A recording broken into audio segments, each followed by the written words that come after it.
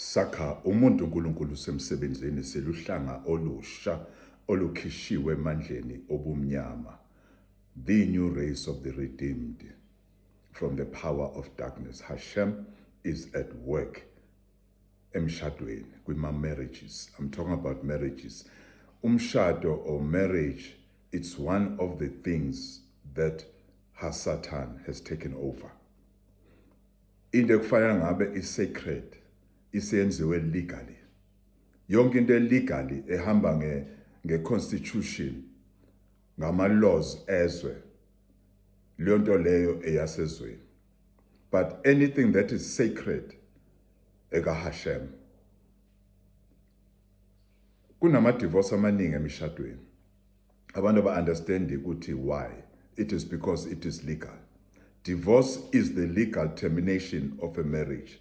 Formally, unfortunately, ngizosho ngesingisi ngoba chazeka kahle isingisi. Formally dissolving the union and legal duties between spouses, between abantu ababili. Typically involves assets, nasi problem ye divorce, division and child custody arrangements, and serves as a formal separation. Yonke into yakhona formal, illegal.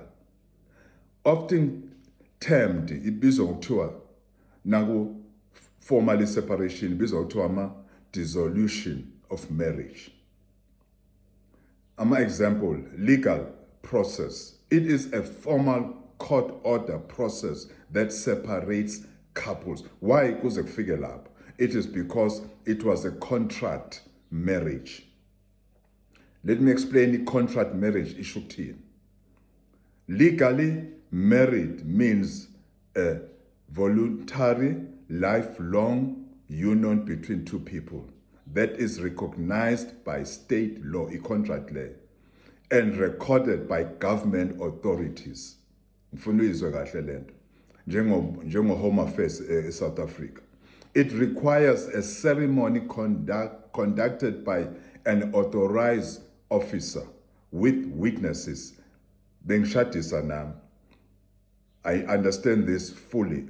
Angisashadisi manje contract marriage.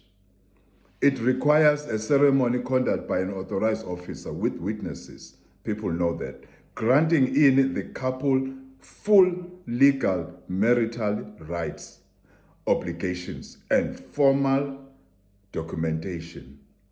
That is contract marriage. A letter in, it divorce easily. Yenzelwe it divorce. Ayenzelwanga ukushada forever. Abashada forever ku contract marriage basuke benenhlanhla. Because this thing utushada ibe vele ilungiselela i-divorce. Bese bakhona this marriage engizokhuluma ngayo kakhulu. Eka Hashem, a sacred marriage, is a spiritual covenant-based union where marriage is viewed as a holy bond ordained by Hashem to foster holiness, nothing else.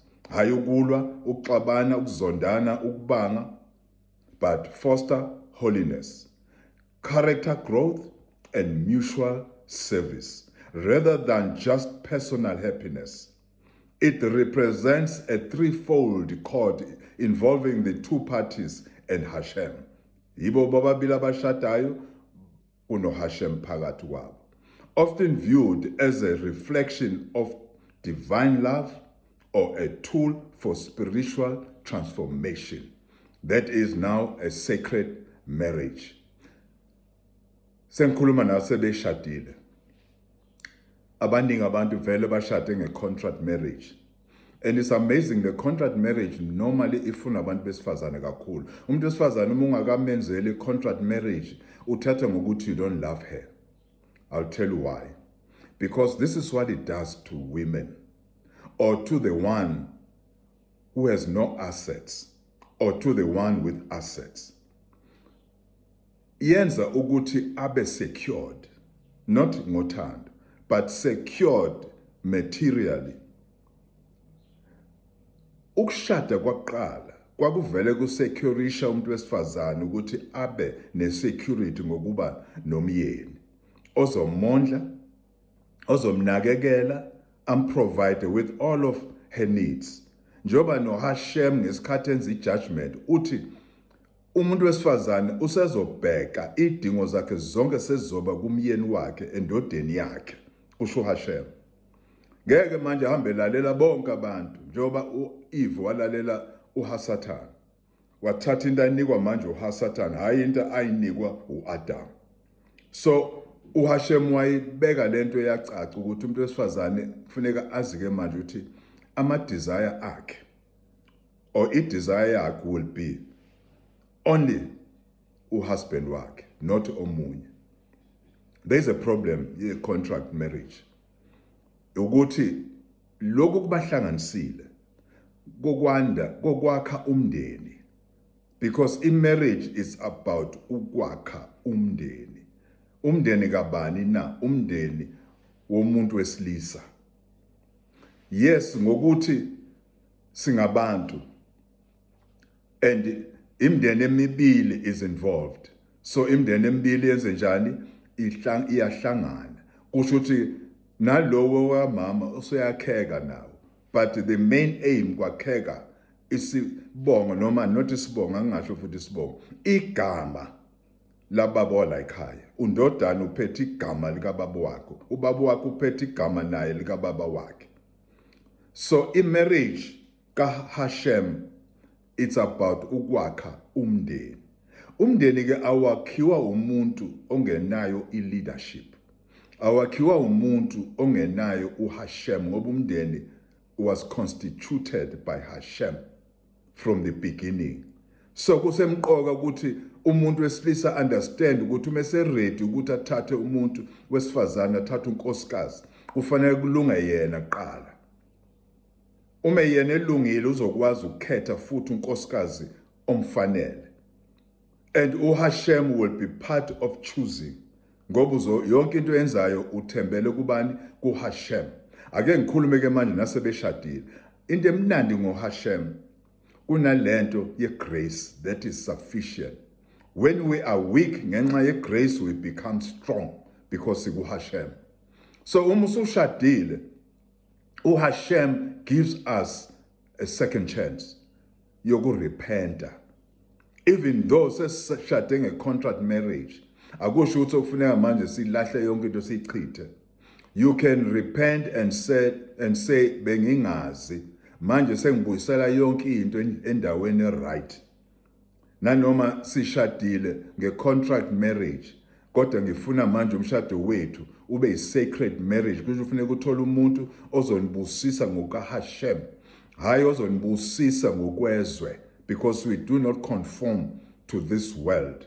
Ngiyazi ukuthi ngisazoqhubeka nayo isikhathi sami sebasifishane to record, but I will follow on the next recording ukuthi ke how do you keep ke manje sustain is sacred marriage, because is sacred marriage ayisenayo i-divorce. That ngifuna ukwazi.